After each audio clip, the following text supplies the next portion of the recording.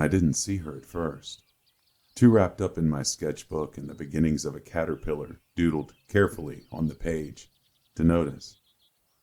I could spend hours out alone under the tree canopy with a pencil in one hand and a jam sandwich in the other, drawing bugs and birds and plants until my hand cramped and my eyes blurred. The woods were my happy place, my safe place. Sometimes I'd even talk to the old oaks and aspens, and sometimes they'd talk back. In their own way, of course, swaying and creaking in the breeze. Summer was my favorite time, and even this year's constant rain couldn't dampen my spirits. What are you doing? Her voice was smooth, like honey, warm and sweet, and from the second my muddy brown eyes met her mossy greens, I was a goner. I think she knew it then, too, mouth pulling up at the corners in amusement. I watched her gaze fall to the little leather-bound book in front of me. Did you draw that? She asked, and I nodded.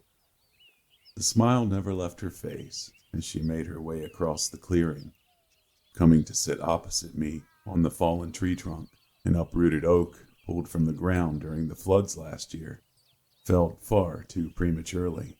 It's very good. My cheeks felt hot. Are you new to town?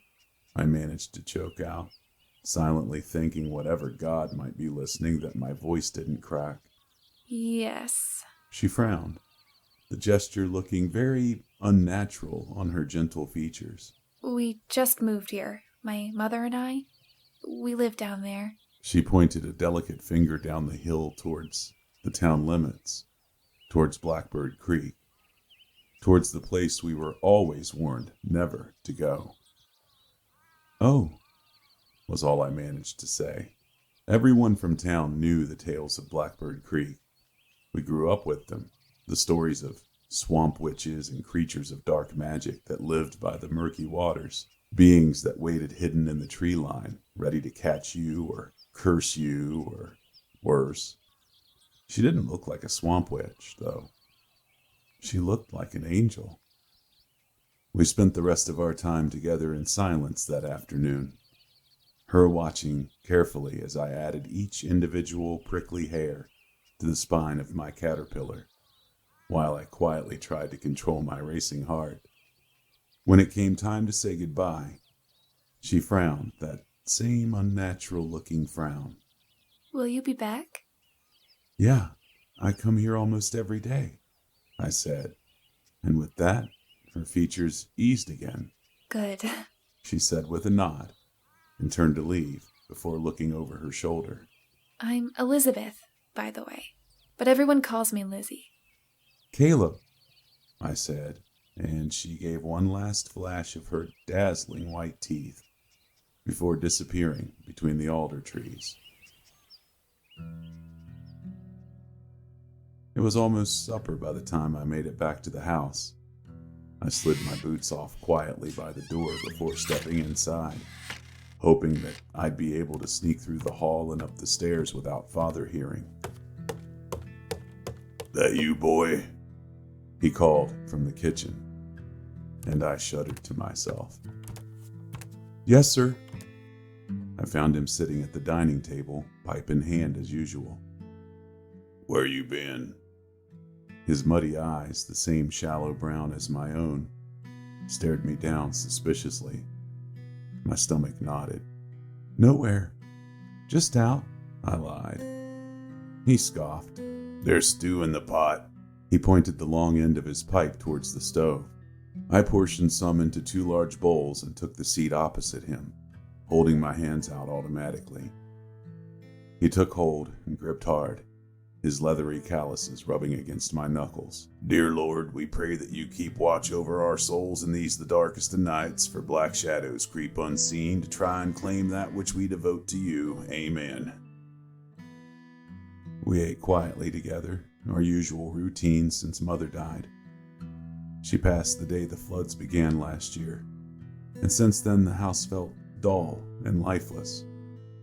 Father was never much of a talker before that, but tonight he seemed much heavier in thought than usual. His thick black brows knitted together underneath the deep-set wrinkles that decorated his forehead. "Lads at work were talking.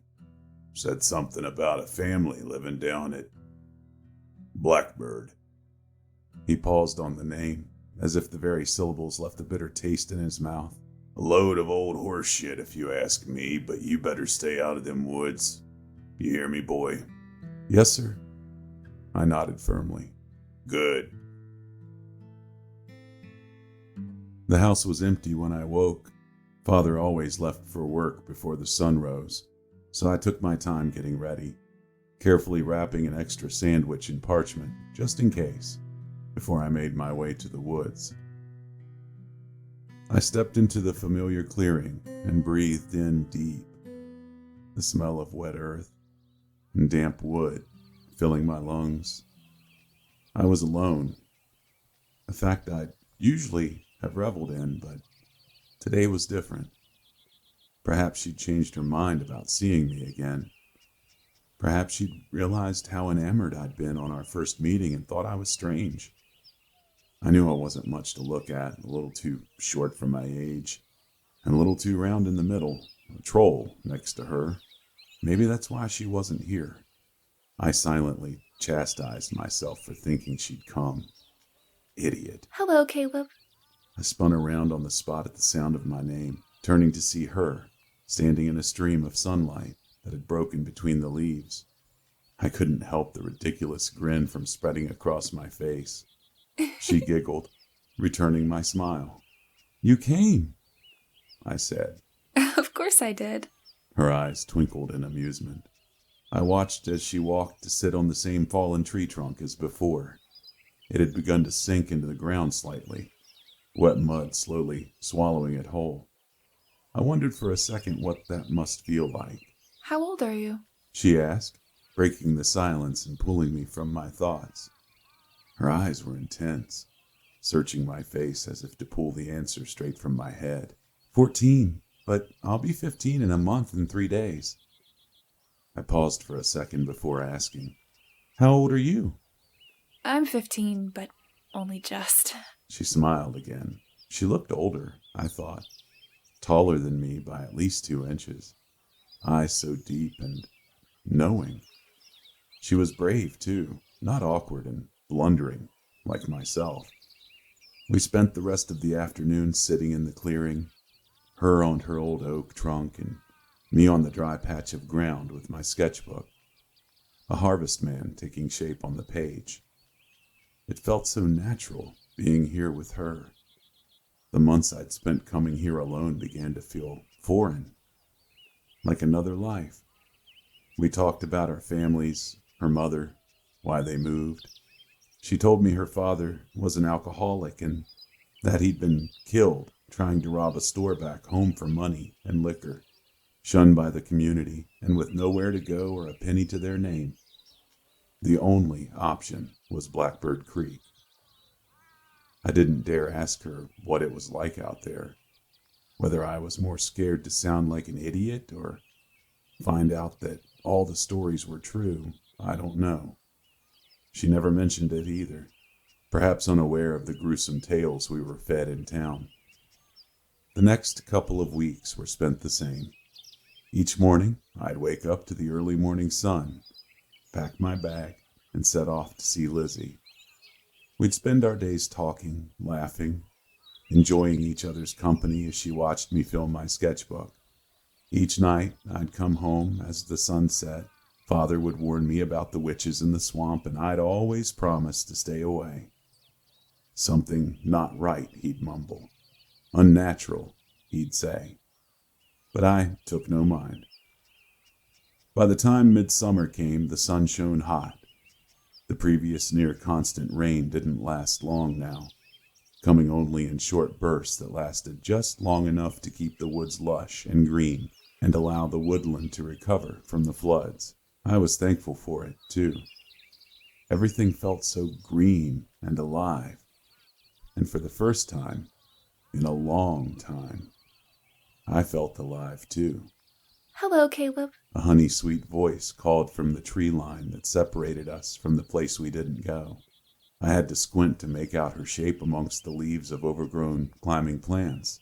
Lizzie, what are you doing? What do you want to draw today? She cut me off, her words ringing with a false happiness. I'm not sure yet. Perhaps a woodlouse, She suggested, from her shaded hiding spot. I took a step towards her, and then stopped myself.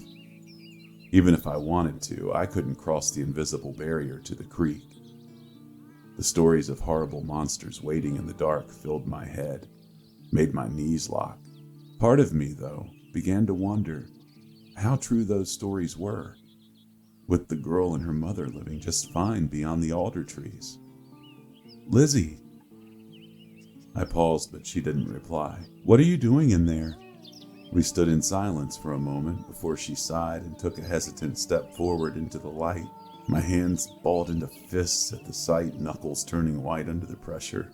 Her left eye, beautiful, rich, mossy green, was surrounded by an angry purple bruise that ended just above her sharp cheekbone. It shone like a violent beacon against her paper white skin. What happened? I spat, working hard to keep my breathing even. It's nothing. Now it was my turn to cut her off. What happened? I asked again, calmer this time. I went into town yesterday after we'd said goodbye. Mother needed some rabbit for supper. Only when I got to the butcher's, he told me my money was no good there. Told me he didn't do business with my kind, a witch from Blackbird. I tried to tell him I wasn't a witch, but he hit me. Told me if I ever went back, he'd... A tear rolled down her delicate face. He'd what? I whispered. He'd gut me like a pig. He pointed his knife at me, so I ran. Mother said we just have to try and hunt our own from now on. She shrugged, and my mind swam with images of the butcher, his stinking shirt stained with the sweat that dripped from his disgusting, greasy face. What I'd have done if I'd been there to see him lay a single finger on her. I'd gut him myself. Before I knew it, my legs had pushed me forward, arms curling round Lizzie's thin frame. She stiffened at first, and then relaxed into my body and wrapped her arms around my neck. She smelled like lavender, and I never wanted to let her go. After what felt like both a lifetime and not enough time at all, she pulled away, wiping her nose on the back of her hand. Thanks. She mumbled, mouth pulling up at one corner in a hesitant smile. I returned the gesture. She sniffed. You're not like everyone else in town, you know. You're kind, warm. You're safe. My heart thumped so hard I was afraid it might burst out of my chest. And in that moment, I decided I would do anything to protect her, to be her safe place. The rest of the afternoon was spent sitting at the base of an alder tree, knees touching, listening to the leaves rustle and branches creak happily in the afternoon breeze. This time, when it was time to say goodbye, Lizzie pulled me to my feet and wrapped her arms around me again. I wish you didn't have to go. She mumbled into my neck. Me too, was all I said. And with that, she turned and walked back through the trees. That night, Father wasn't in his usual spot at the kitchen table. A meat pie sat in its place instead. A small note scribbled next to it. Caleb, had to go out. Don't know when I'll be back. Whatever you don't eat, cover with a cloth and leave be. Father. I frowned to myself.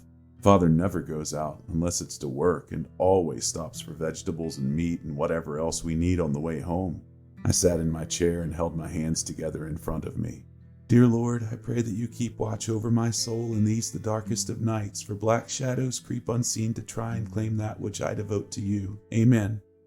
I ate in silence by myself, mind swimming with thoughts of Lizzie and her bruised face. I hadn't even noticed the time when the front door opened. Father's huffing breaths audible from the hall. I'd usually be in bed by now, so he was surprised to see me still sitting at my seat, half-eaten pie still on the table. "You managed then?" he said gruffly, his voice tired and thick. "Yes, where have you been?" "Emergency in town. At Jim's butcher's. Jim, He dropped down into his chair, running a weathered hand through his coarse black and silver peppered hair. "They found him this afternoon. Dead. Cut from neck to stomach. I don't..." He just sat then, eyes focused on a scratch in the kitchen table. "Dead?" I asked. He didn't look up, just nodded his head. "Lads were talking again. Said they saw one of them girls from Blackbird in Jim's yesterday. Said he scared her off good and proper. Takes a funny sort to live out there. Not right if you ask me." "You think they did it?" I blurted in panic. My heart lurched at the thought of him accusing Lizzie, at the thought that she could do anything like that. His eyes fixed on mine quickly, angry. "Strange things happening lately, boy. Weather changed the second them girls moved to The second they moved down there. No word of where they came from, no explanation at all, and now Jim.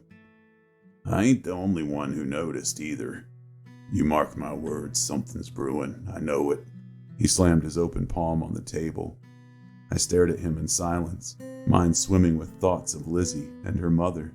He focused again on the same spot on the kitchen table for a moment, before standing slowly, reaching for a bottle of amber liquid on top of the cabinets, and taking it off to bed. I didn't sleep that night. Instead, I laid awake until the sun rose.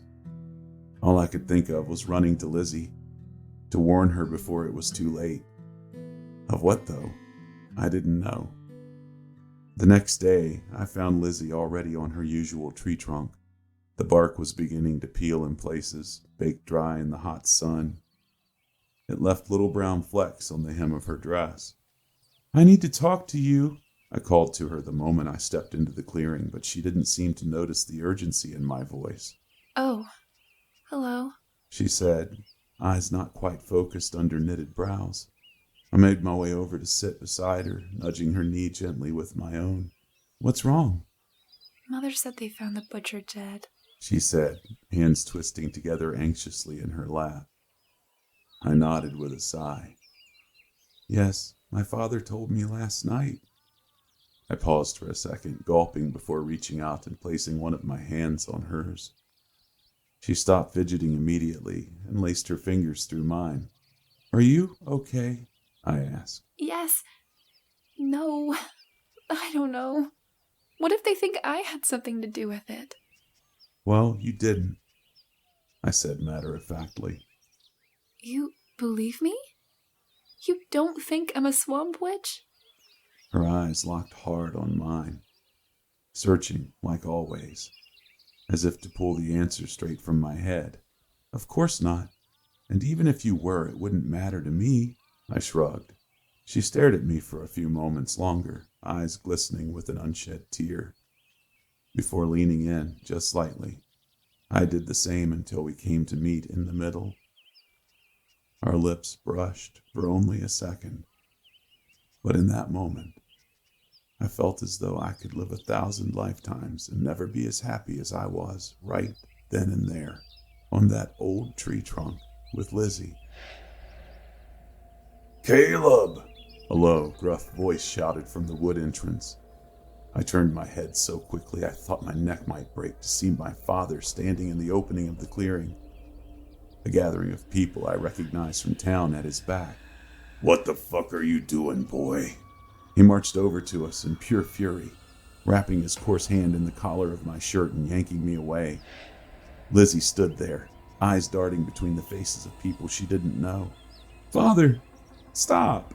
was all I managed to say before the shouts began. "He's been hypnotized!" someone cried. "A spell! She's cursed him!" came another voice. I tried again to speak and to shake my father's fist from my collar, but his grip never loosened.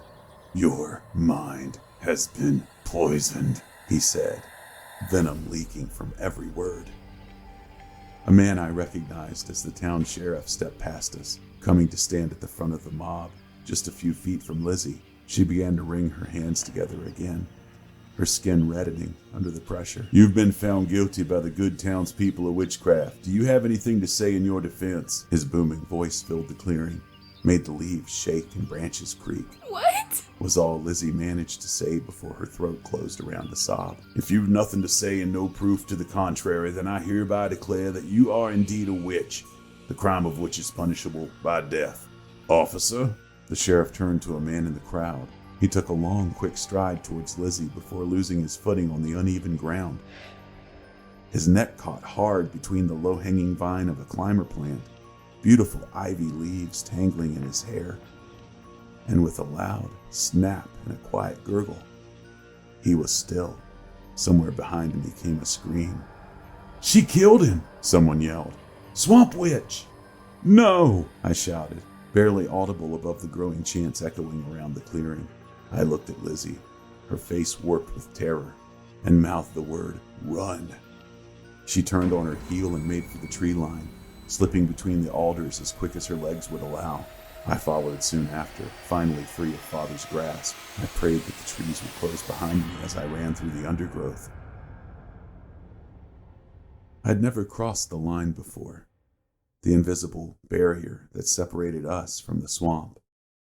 I don't know what I expected to find on the other side. The stories depicting stinking wastelands, dark shadows threatening to steal your soul were all we knew. But when I stumbled through to the other side, I was blindsided by the beauty. Weeping willows, wildflowers, the smell of lavender dancing in the air. It wasn't a swamp. It was a meadow. "Lizzie!" I screamed as loud as my aching lungs would allow. I looked around frantically before my eyes landed on the little cabin in the near distance. I ignored the screaming in my legs and lungs as I forced myself over to the soggy bank of deep brown waters. Reaching the door as rumbling footfall and booming voices filled the open space. I could have sworn I heard someone screaming in disbelief that the trees had moved, grabbing at them as they passed through. I banged on the door with closed fists, Lizzie's name spilling from my mouth like an unrelenting tidal wave, desperation gripping me like a vice. "Caleb?" she cried as she opened the door, pulling me in quick and locking it again behind her. "They're coming. They're here. I panted, stars filling my vision. "I swear, I didn't." I know, she said, tears flowing freely now. "Is this your Caleb?" Came a voice I didn't recognize. A woman stood at the foot of the stairs, bags in hand, golden hair wild around her pale face. Lizzie nodded. I straightened, resting a hand on my aching chest, an apology forming on my tongue. "We need to leave," said the woman. "Then I'm coming too," I said. I laced my fingers through Lizzie's again. "I'm not going to leave you. I can't leave you." She squeezed her delicate fingers hard against my knuckles in understanding. In agreement. "Come then," said Lizzie's mother. "We have to go now." As she pulled open the door, we were met with the smell of burning, wet, smoking burning. The crowd had gathered by the water, a fire spewing black clouds of ash into the air at the trunk of a mutilated willow, its once magnificent branches used as tinder. "There they are!" someone screamed, and I locked eyes with my father for only a moment before the mob rushed forward again. Some were battered and bloodied, hair thick with twigs and leaves with thorns sticking from their skin. They were on us in an instant, something hard and heavy hitting me in the stomach and knocking all the oxygen from my body. I hit the floor as Lizzie and her mother screamed, clawed, kicked as hard as they could against those who grabbed them. "Stop!" I tried to say, but the words wouldn't come. "Stop!" I tried again, this time only a whisper. Time seemed to slow down to a crawl. Raindrops began to fall in gentle splashes against my skin. Stars filled my vision again as I took in as much air as my lungs would allow, balling my free hand into a fist and hitting the ground as hard as I could. "Stop!" I screamed. My voice cracked thunderously along with the ground, a thin crater splitting open the earth and spreading a few feet in front of me to reveal a thick root of the willow tree. Did I do that? Suddenly everything was quiet. the only sounds being the crackling of damp wood and raindrops hitting the ground. I pushed myself up slowly, standing to meet the open-mouthed stares of the mob. "Put them down," I commanded, but no one moved. I said, "Put them down!" The flaming willow tree swayed in ways I wouldn't have thought possible, its remaining branches snaking around one of the men's legs, the one that was holding my Lizzie. In one quick movement, the branches separated, pulling the man's legs from his body with a sickening ripping sound. His torso landed with a heavy thud on the meadow floor. Lizzie looked at me, fear flickering in her eyes for a moment before fading completely, replaced by a look I recognized. The same look she had in the woods that day.